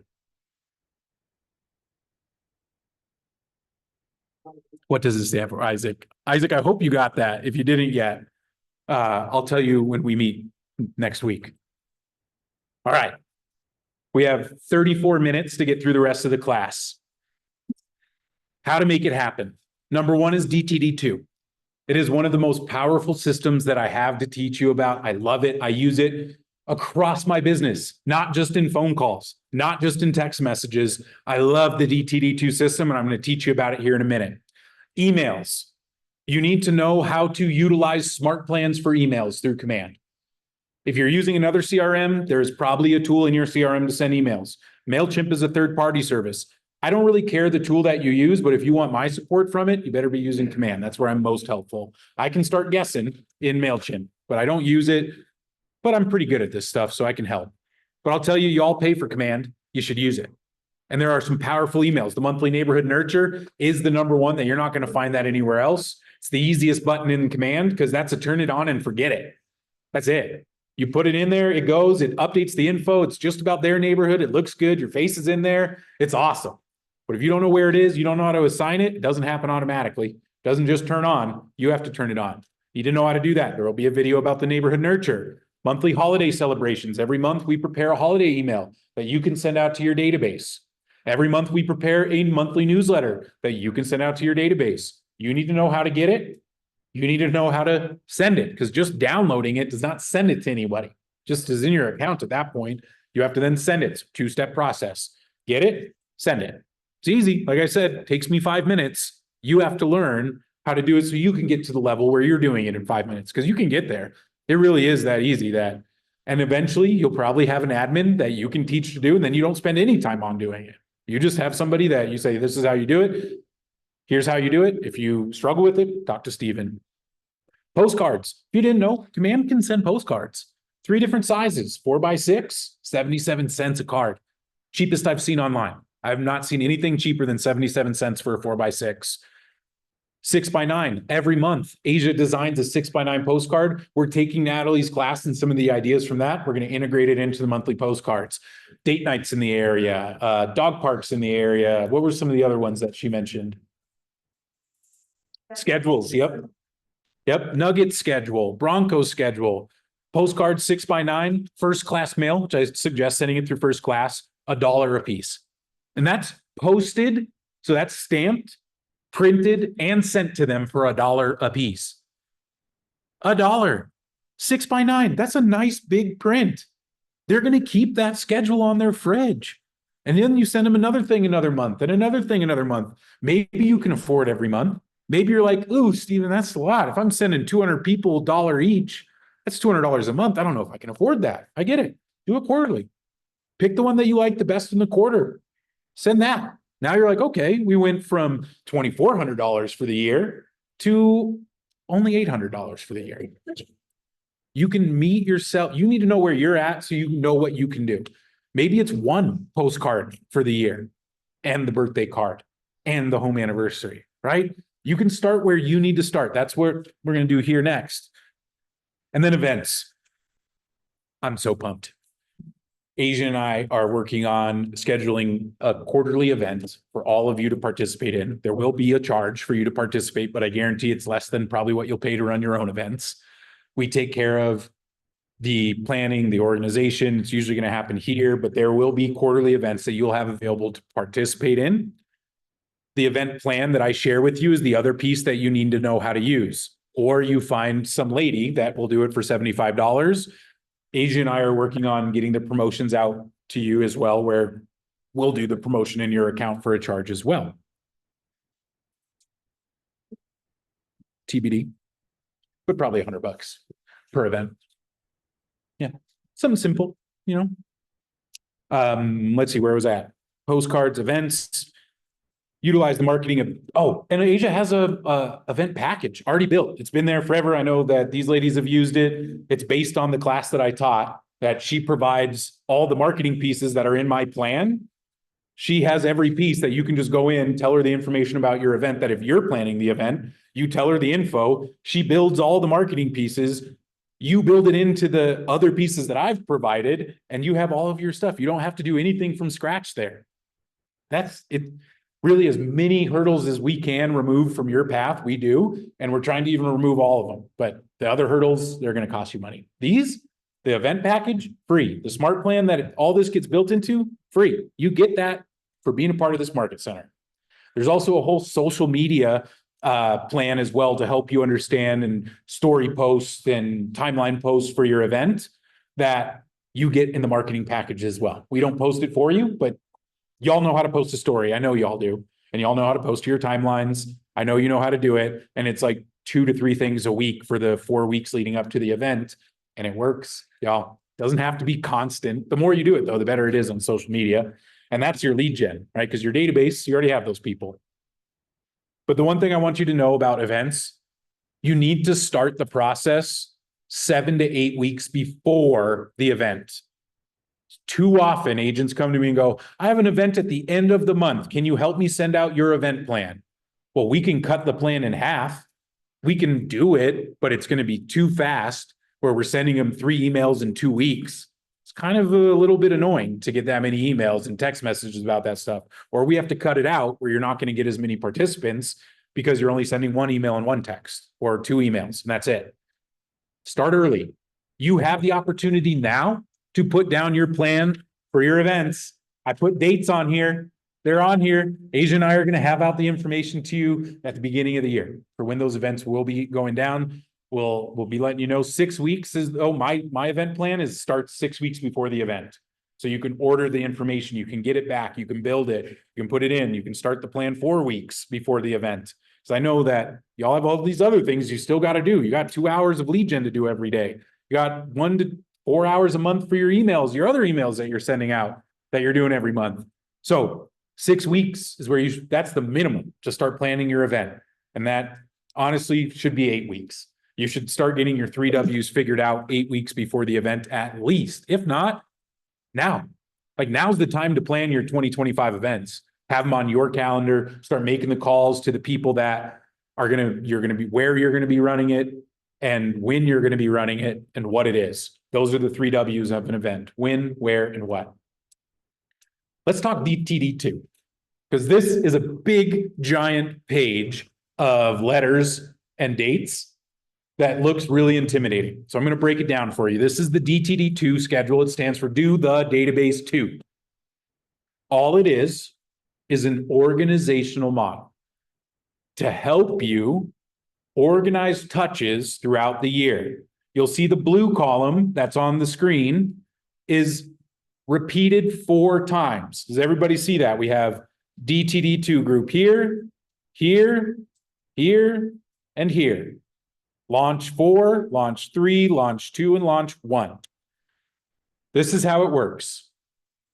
The plan for calling your database, and we're going to talk about calls, but I want to just set the norm here is that this works for any kind of touches that you want to do 4 times a year or 2 times a year.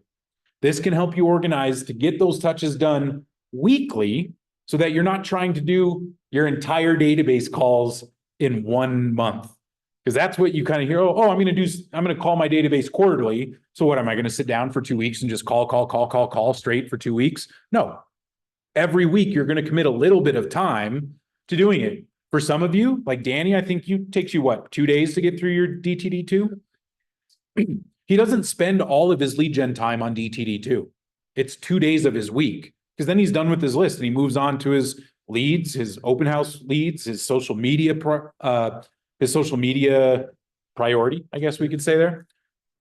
This is not going to take most of you all your time, unless your database is 1,000 plus. If you're 1,000 plus, then you might be taking your whole week to get through your DTD2s. So just know it doesn't just have to be calls or text messages like the plan says. It can work for anything. Here's how it works. The list is broken up into letters. All the letters you see on the screen here are based on the first letter of the last name of the client. Okay? Stephen Delicio, my letter would be D. Gallegos, his letter would be G. Me in D, or as a D, you see D is in the D and O group. Because here's how it works. Every week you're going to call 2 letters. And it tells you what letters to call. First week of the year, January 6th is the first Monday of the year. So that Monday, you're going to start calling everybody with last name A and everybody with last name W. Next week, you're going to call everybody with last name B and last name E. You guys starting to get the pattern here? Then D and O, H and V, and every week, you know what 2 letters you're going to call. Now, could be call, could be text. It's up to you. Call is the best, in my opinion. in the data. Call works the best. There's 26 letters in the alphabet and 13 weeks in a quarter. So if you call 2 letters per week, 13 times 2 is 26. You get through the whole alphabet systematically through the quarter. And then how many quarters are there per year? 4. So if I execute all 13 weeks, 2 letters per week, I will get through that list 4 times a year. So when we say call your database once a quarter, this is what we mean. Every week you're making calls to 2 letters of the database so that you can get through the whole database through the 13 weeks of the quarter. Now your 200 phone calls, you're like, Stephen, there's 300 people in my database, 200 people in my database. How am I supposed to call all of them once a quarter? This is how. Now you'll notice the red columns. How many letters are in the red column? 1. So how long will it take? How many weeks? If we're only doing 1 letter a week, how many weeks will it take to get through the whole alphabet? 26 weeks, which happens to be half a year. Takes 6 months to go through the whole alphabet, 1 letter a week, which you see listed here as text messages. What else could you do besides text messages where you might just hit 1 letter a week? Direct messages on social media. Brilliant. What else?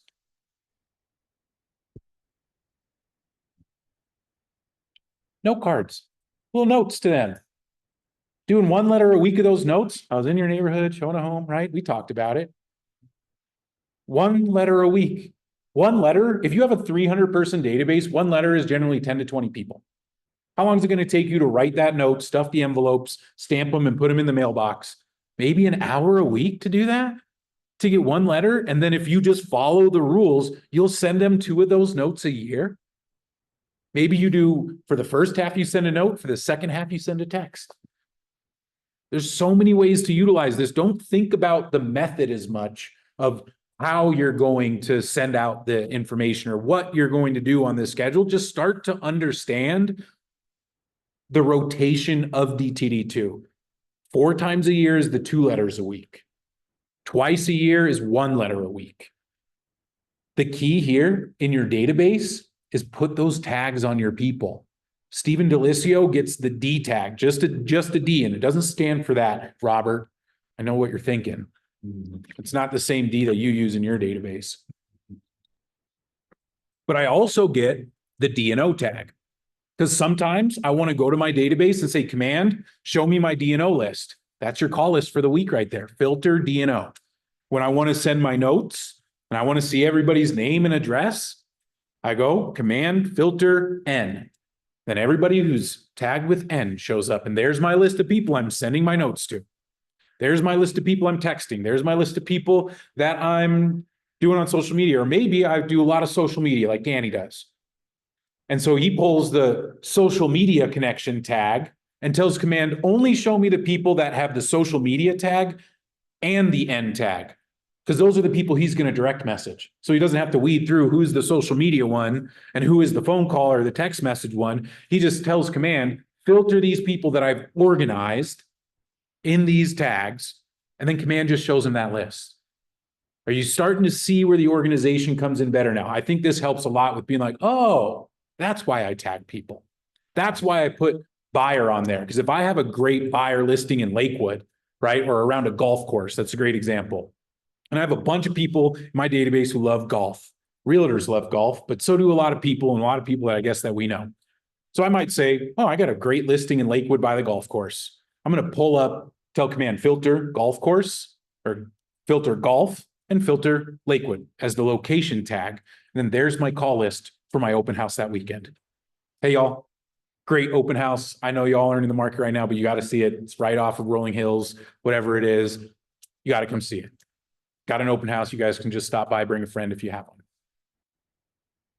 That's the key, right? Isn't that a great touch? If you love golf and you got invited to an open house that's on a golf course, you'd probably be there.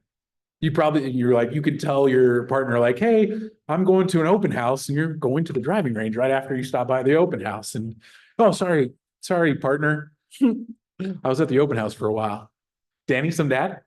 It's part of a car club. He only hosts open houses at houses that have huge garage or parking spaces. invites the entire, car club, and he turns business like. Oh, and I bet those dudes show up in their fancy cars, which everybody in the neighborhood goes, why is there a bunch of fancy cars outside of that house? And they go, oh, there's an open house. Oh, it's for sale. Why are they all there? Well, look at the size of the garage. Oh yeah, that makes sense. It's a 4-car garage, right? Organizing your database means tagging people into categories, so it helps you communicate to them. The DTD2 tags are step 1. Step 0 is leads, SOI, VIP. Step 2, start tagging your people's last names with the first letter and do both tags, single letter and paired letter. Just makes it easier, saves you some clicks in the future. You'll see in the videos, there's even ways to save that list, so I don't have to go filter D&O every time. I can just click a drop-down box and go to my D&O list. Those are called SmartViews. Great way. That's method 1. When you go through the DTD2 videos, method 1 will be showing you how to create this smart view. So you'll have a list of all of your categories. Then anytime you add a new person, all you have to do is just make sure you tag them, and then the smart view pulls them in to add them to the list. Real slick stuff. I know. It's really cool. It's also why I don't teach it in the class, because if I teach it now and you don't have a video to go back to, you're going to forget. There's too much in here. So remember, rely on the videos. Now we're not going to go through the examples just because we have 16 minutes left. And I want you all to get through these next couple of pieces. I've mentioned this event plan a couple of times. It works as well for giveaways, if not better for giveaways. Great way to collect data in bulk is giveaways, addresses. You should have their email already if you're running this, but it's a great way to collect birthdays and addresses in bulk. Right? It's not hard to say $200 gift card, enter to win, and all they have to do is put in their address, name, phone number, email, and address. And you spend $200 on a gift card, one person wins. So you paid $200 for everyone who entered and all of their data. It's a great way to go. And also when you're doing this, one of the additions I've added, make sure in your form to add in a TCPA permissions clause that says, I have permission to call you, to email you, to text message you, to protect yourself in the TCPA. Get permission. And it's just, do I have permission to contact you through X, Y, and Z? I just actually take the one off of the KW website. When they sign into your KW page, there's a little clause in there. I just take that and put it into my Google form and just change it to like a question and not a checkbox. And then they just have to choose yes. And if they don't choose yes, they don't get to submit the form because I'm not giving the opportunity of $200 away for free. The Toyota does it. You don't get to enter Toyota's drawing without saying you can contact them, or that they can contact you. Yep. Yeah, that is a new addition that I've added. It's more for lead gen though, right? So if you're getting new people and people you don't know as well, like if I'm running a client event, like a past client event or client appreciation, you really don't need to. You have a pre-existing relationship, you have a business relationship. Like you can find the permission to contact them, and you're also just giving them a lot of value. And so you don't have to have it in there, but it is just a measure of protection where if you need to prove you have permission, I can go back to my form and go, look right here. They gave me permission right here in this form. Here it is in my spreadsheet, easy. So that if you ever get into hot water with the TCPA, if you ever get a, what's it called? Infraction or whatever it is, you have proof to say, no, I had permission. Now there's timelines on that permission and details. You all need to understand the TCPA on your own. That is your responsibility as a license holding agent. You need to understand that stuff. And there are some great resources within our market center that we have for you to help you understand it, but it is your job to comply. I'm just here to tell you what I've done that makes it easy to know this works. Like this, asking it in a form is a good idea. All right, this is the plan. January, we're going to teach this plan. You're going to see all the other details. You'll see me create the forms. You'll get a lot more detail if you're like, I love this. We're going to teach this class January 2025 events class is coming. So mark your calendars. Question in the chat.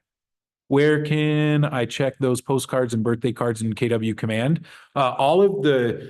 Where you send those cards out is within campaigns. Where you get the cards from is from our marketing director, and her website is kwdtmarketing.com.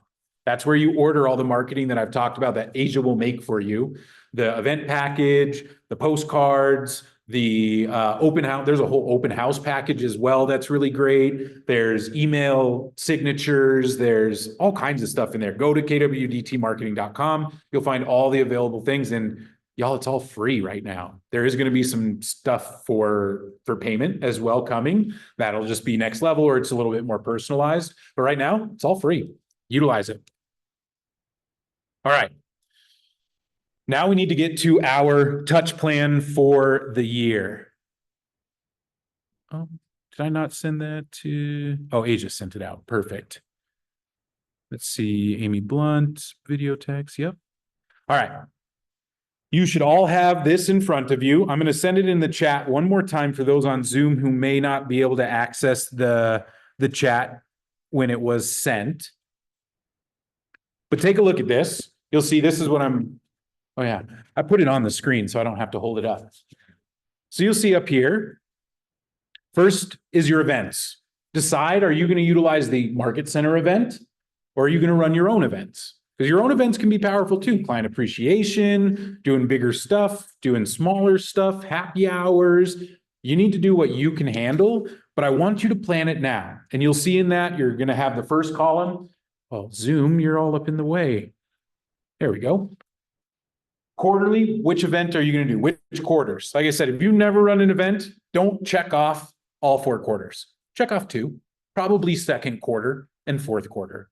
Fourth quarter is great. So many events happen now during this time of year because there's so many things. Halloween, Thanksgiving, and the December holidays. Cookies with Santa, photos with Santa, pie giveaway, trunk or treat, right? All kinds of cool stuff happens this time. So fourth quarter is great. Second quarter is your warm-up event. Now, if you have run some events, you might want to do 4 events next year. They're great. You might not have the time for it though. So make sure to plan it out here. Your event timing, you might have to fill out in the future. Your planning, all right, sorry, y'all. Technical difficulties. Must have stepped on the cord. All right, we're back. We're back. Don't worry, y'all. Be back online. Come on. Here we go. Your planning start should be at least 6 weeks before. We talked about that. And then the last section there is asking you, did you time block it in your calendar? Because once you have the dates, it needs to go in your calendar.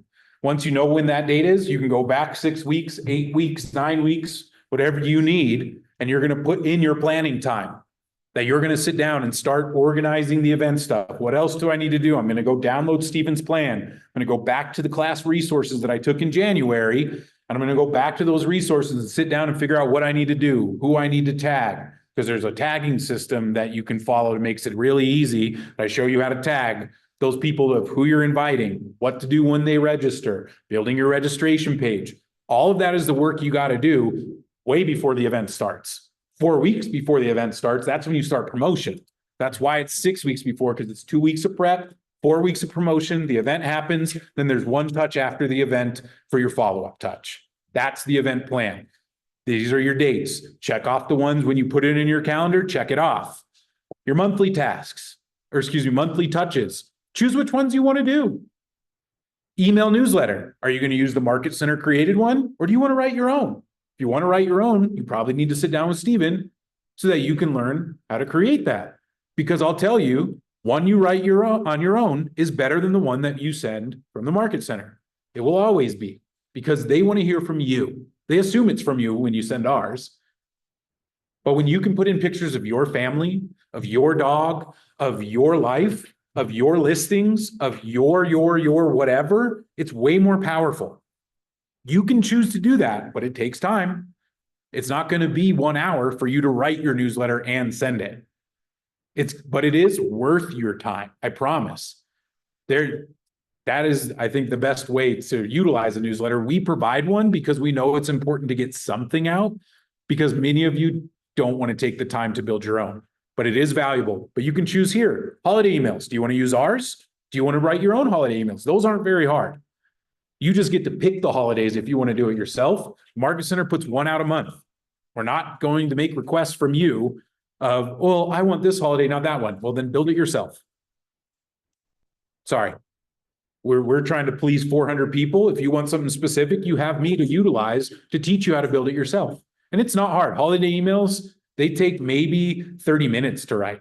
You get a little chat GPT in there, you get a little Canva in there, put those together, send it in a smart plan, you can schedule it, right? That's one of the best things about smart plans is you schedule the time at the beginning of the month or at the end of the month before, build that stuff out and schedule it to go out on the holiday. You don't have to do the Thanksgiving email on Thanksgiving. I've already scheduled my Thanksgiving email, right? Like weeks ago. I don't need to do it now because smart plans can, I just say, send it on the day. That's the nice thing about holidays is we know when they're going to happen. So you can sit down at the beginning of the year, build out all your emails, schedule them all out and be done with your holiday emails. Decide in here, are you going to create the content for holidays? Neighborhood nurture emails? Oh, I shouldn't have put an MC created content there. You can't change anything about that. So it has to be just the neighborhood nurture email. But you do need a little bit of time, like I said, to maintenance it, to add people in there as you collect addresses. Value postcard. If you're going to use that, you need time to order it because Asia will put your face and information on it. It's not generic enough that she doesn't do any editing. You need to order it each month so that she can personalize it to you. And then you need time to actually send it to your people. Are you going to use the MC created content or you can create your own? You don't have to use our stuff. Decide which one, time block the time, check it off when you're done. Birthday cards, no different. Home anniversary cards, no different. Home health evaluations. That one I have both in monthly and weekly because you might do them. You might say, well, I just want to do one a week. Cool. Schedule time once a week to make your home health evaluation. Or you might do them monthly where you say, okay, I'm going to do 5 a month. And I'm going to just sit down for 1 day a month and bang out 5 and send them out. Next month, I'll do another 5. Next month, I'll do another 5. You pick which one is best for you. You'll see in the weekly stuff, I already checked the calls for you. You're welcome. Time block it. Your job is to check off. Once you have it in your calendar, check it off. Personal notes, same thing. Thinking of you text, same thing. I'm just asking in the first column here, are you going to do it? Because you should have an idea. Once you finish this document, you should know what you're committing to. And that this is my commitment. You're not going to stray from it. You're not going to add or subtract. You're going to commit to what you're deciding now. You all now understand every bit of this. Does anybody have any questions about any of the touches for quarterly, monthly, or weekly that you have in here?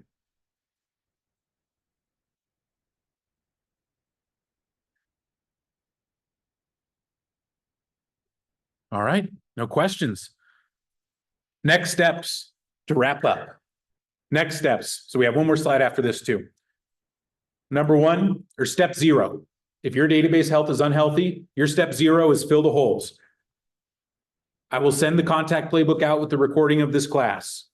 So you can follow that if you need to. That is step 1. If you don't have emails, addresses, birthdays, step 0 is fill the holes. Then step number 1, choose your touches. That's this right here. Some of you already got it done. And then you need to create the time in your calendar. That's the part that takes time. Going into your calendar and putting in every week, I'm doing this. First Monday of every month, I'm doing the newsletter. First Tuesday of every month, I'm doing this. Then step number 2. Oh, that is step number 2. Step number 3 is your events. Get your events going. Get the plans, fill out this top section of when is the event happening? Are you doing the market center events? Are you doing the personal events that you're going to run? And then when you're going to start that planning. And then time block that as well. This will set up your year. It will become easier. The first quarter, you're gonna be like, oh my goodness. I feel like I have so much going on. Then if you do it and you find the time and you push yourself to get it done, the second quarter, you're gonna be like, it's gonna start feeling like it's easy. This is just part of your world. You've done it 3 times at least. Some of this stuff, some of it you've done 13 times if you're doing it weekly. And then by second quarter, by third quarter, you're gonna be busy with your real estate because that's the hot, and second quarter is kind of hot too. But you're going to get busier from doing all this stuff.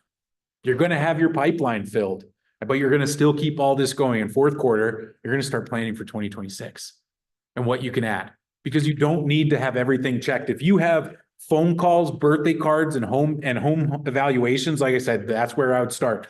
just 3 things, and you did nothing this year for this stuff, not nothing in terms of business, but nothing in terms of contacting your database, your business will grow. Just those 3 things, phone calls, birthday cards, and your home evaluations, your business will grow. Your pipeline at the very least will grow, that you will start seeing people fill in and be like, I want to buy then, I want to buy now, I want to sell now. It will, but you have to commit to something, get it on paper, and then you will be much more likely to get it done. And I'm here to help. I'm here to help for all the time that they continue to pay me to be here. I'm here to help, okay? So last but not least, in launching in 2025, we will have 3 different options for you to be able to pay to get some of this done. Email touches only. So the emails that you see on here, that you see listed, you see the price up there. We also have a plan that will do emails and direct mail touches. Not all of your direct mail touches, they are limited because those are included. You don't have to pay for the ones that are in here. If you need more than the ones that are listed, you can pay for those per interaction. We don't charge you any more than just what it costs, but those are included in the price you see. And the last one will include home health evaluations that we will create up to 5 of them for you per month, included in that price there. And it includes everything before it. So you'll see that. If you're interested in this, like I said, it's not launching until 2025, hopefully January, maybe not January. But the code up here just asks for your name, phone number, email, and which plan you might be interested in. Fill it out if you're interested. If you're not interested, that's okay. Do it yourself. If you're like, woo, Steven, too much money. I'm going to show you how to do it all. You can all do it yourself for free. Okay. You're paying for convenience. You're paying for consistency. That's what you're paying for up here. Because I know how inconsistent some of you guys can be with this stuff. But if you're closing deals, if you're closing more than 10 deals a year, you should consider this because your time is better spent on the phone than pumping emails out, than doing some of this stuff. Your time is better spent talking to people and creating real estate conversations than it is doing admin work. A lot of the stuff we talked about today is admin work outside of the phone calls, and pretty much the stuff that we support is admin work. You can use your time better, and we are going to offer you a way to do that. This is leverage. When I talked about leverage earlier, this is leverage. So scan the QR code. If you're interested, you are not committing to anything. Just know that in scanning the QR code, except for I'm going to probably contact you about it when we have them available, okay? And then last, I will ask only for one thing. I would like you to leave me an evaluation. Every class that I teach, I would like an evaluation. I would like you to do it now because I know I get lots of them during class. When I send out the email, I get like 2. Link in it, and everybody gets the link, but I only get like 2. So fill it out now. It's 3 o'clock on the dot, wrapping it up perfectly. We'll wrap up here. I will stick around for the next 10 minutes. If you have any questions for me, if you have any comments, anything you want to say, you want to give me any tips, not tips on how to do this better. You can save that for yourself. But I mean, if you want to be like, oh my gosh, Steven, here's a little Jackson for your efforts. I'll always take tips. I guess you can tell me how to do this better too. That's fine. But really, what I want is an evaluation. I would like you to give me good, honest feedback. What was good? What was bad? What do you want to see next time? And that is all I have for y'all. Once again, my name is Steven Delisio. Contact me if you need anything else about this plan or anything else with KW Technologies. I'm so excited for your 2025 and seeing what y'all can do with your businesses over the next, what it'll be, 13 months. Let's go. Thank you. You're welcome. You're welcome, y'all. Thank you for coming. Thank you for coming on Zoom as well. Oh, I forgot to kick this out, so I'll send that out one more time. Thank you. Bye, y'all. We're going to stop the recording.